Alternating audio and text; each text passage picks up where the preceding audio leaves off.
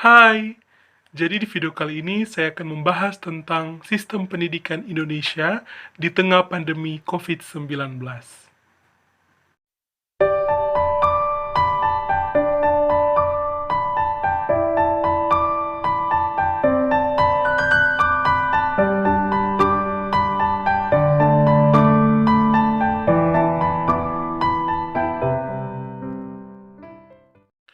Saat ini dunia dihebohkan dengan suatu pandemi yang kita kenal dengan sebutan virus corona atau COVID-19. Virus corona disebabkan oleh sindrom pernapasan akut coronavirus 2 atau SARS-CoV-2.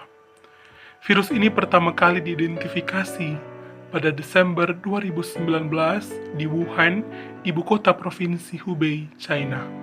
Menyebar dan dikonfirmasi ada 215 negara terpapar oleh virus ini, dengan jumlah kasus positif corona mencapai 4,3 juta jiwa di dunia. Sedangkan di Indonesia sendiri terkonfirmasi ada 15.438 kasus positif virus corona. Ini adalah fakta bahwa virus ini bukanlah hal yang dapat kita remehkan, namun kita harus bersama-sama menghentikan penyebaran dari virus ini. Dari banyaknya negara yang terpapar virus ini, para pemerintah mengeluarkan kebijakan physical distancing dan social distancing, seperti anjuran dari WHO. Di Indonesia sendiri, pemerintah mengeluarkan kebijakan untuk melaksanakan pembatasan sosial berskala besar atau PSBB. Kebijakan-kebijakan ini sangatlah baik dan sangat efektif untuk memutus rantai penyebaran virus corona. Namun, ada resiko yang harus kita hadapi bersama, yaitu terganggunya proses perkembangan dan kemajuan dalam berbagai bidang.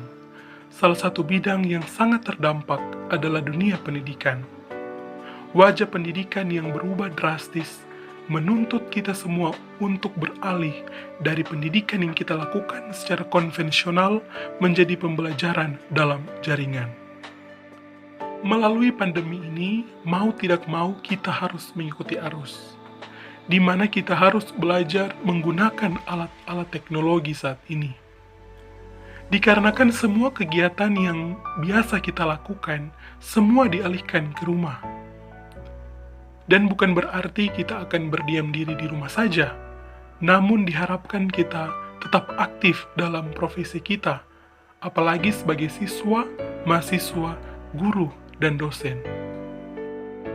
Dalam dunia pendidikan, beberapa tahun belakangan ini dikenal istilah pembelajaran dalam jaringan atau pembelajaran daring, di mana pembelajaran ini dilakukan dengan menggunakan fasilitas teknologi yang ada sambil mengakses internet, didukung oleh platform-platform yang bergerak di dunia pendidikan. Melalui pembelajaran dalam jaringan ini, pembelajaran dilakukan tanpa dibatasi oleh tempat dan waktu. Dapat juga meningkatkan kemandirian siswa atau mahasiswa, memudahkan peserta didik dalam mengakses pembelajaran dari berbagai sumber, dapat meningkatkan kemampuan kognitif peserta didik. Kemudian peserta didik pun dapat dipantau secara langsung oleh orang tua. Dalam kasus pandemi yang terjadi saat ini, pembelajaran dalam jaringan menjadi satu-satunya solusi agar proses pembelajaran tetap terus berlangsung. Banyak universitas-universitas dan sekolah-sekolah besar di dunia, bahkan di Indonesia, mulai dari jenjang pendidikan prasekolah sampai kepada sekolah menengah atas dan yang sederajat, sudah banyak menerapkan pembelajaran dalam jaringan. Pembelajaran konvensional dilakukan hanya beberapa kali seminggu, sehingga para peserta didik banyak melakukan kegiatan di rumah dengan orang tua serta saudara dan melakukan apa yang menjadi hobi mereka. Itu semua dapat dilakukan karena fasilitas yang mereka dapatkan baik dari sekolah dan universitas maupun pemerintah setempat sangat memadai. Sehingga ketika pandemi COVID-19 ini melanda, mereka tidak lagi merasa bingung dengan proses pembelajaran mereka. Lalu bagaimana dengan universitas-universitas serta sekolah-sekolah kecil dalam tanda kutip untuk merespon pandemi ini? Juga menindaki himbauan dari pemerintah untuk belajar dan bekerja dari rumah.